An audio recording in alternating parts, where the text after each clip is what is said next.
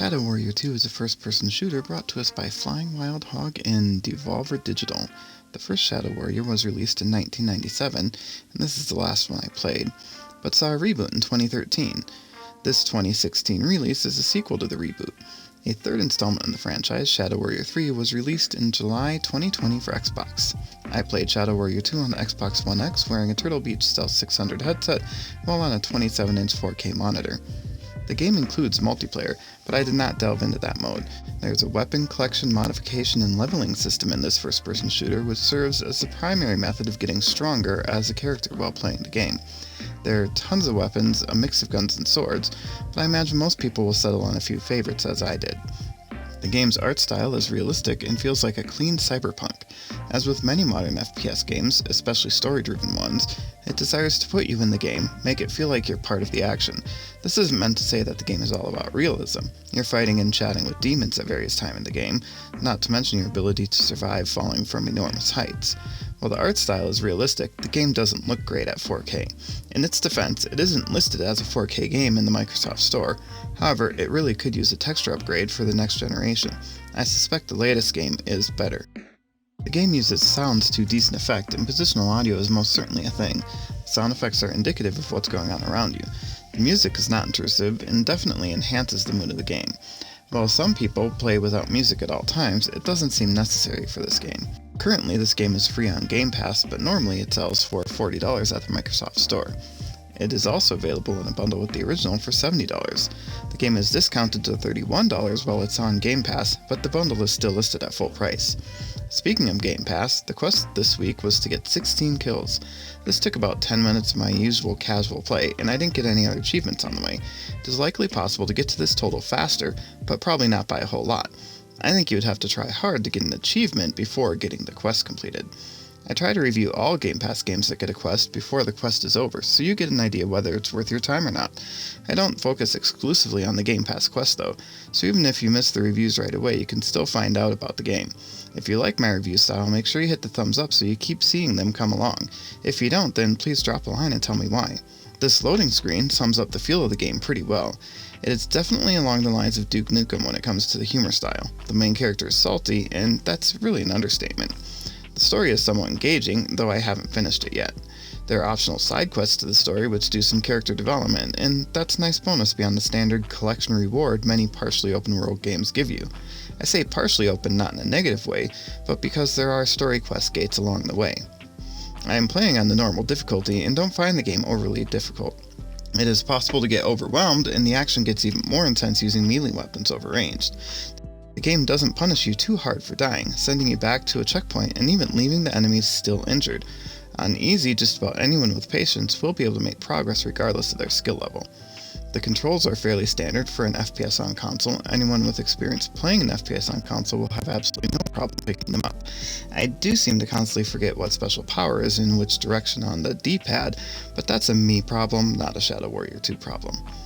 The gameplay loop here is twofold.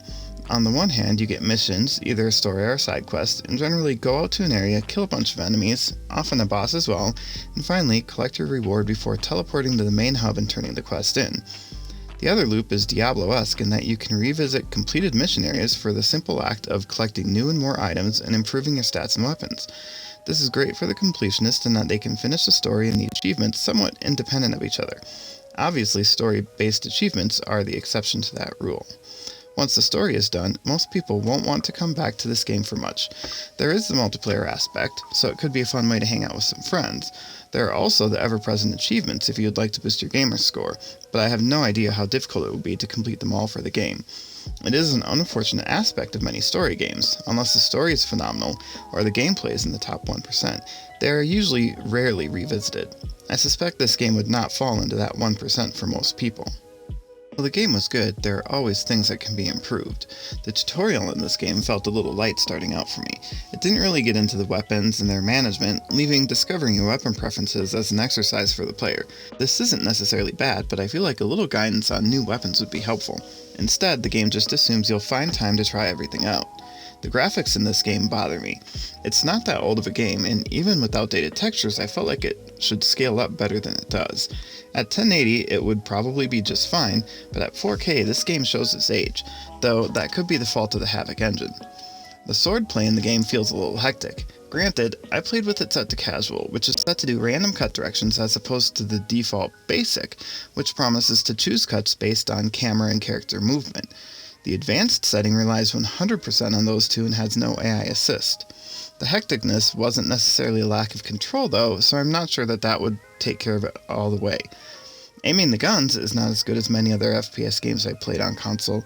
The sensitivity is off and control is lacking even outside of a fight. The story seems compelling, but there are numerous references to the previous game, and on occasion, I felt like I was missing out on part of the story, or an inside joke. On the bright side, the action in this game is fast-paced. It is basically impossible to get bored of the combat. It is generally more effective to fight with the sword, but that could be a playstyle thing too. The game has a great story that doesn't constantly force itself on you. There is no pressure to skip side quests, and some interactions between the player and main character required me to manually start them. This gives me some control over pacing and was really a nice touch. The boss fights I've done so far were challenging but not frustrating. This is a hard balance to strike, and I commend the development team on the job they did here. The environments are varied enough. The game world isn't huge, so I'm not expecting Oblivion levels of change, but it's also not all generic forests either. I like the game's checkpoint and continuum mechanic. It's always bad when a game feels like it's punishing you for learning, and this one does anything but that. Overall, I'd put this game in the buy category. Based on my experience in it so far, I'd probably want to get the 2013 version too, and play them both on 1080p displays instead of 4K, but I find the gameplay and story compelling enough to pay for. I'm not sure I'd go with full price, perhaps opting to wait for a sale though.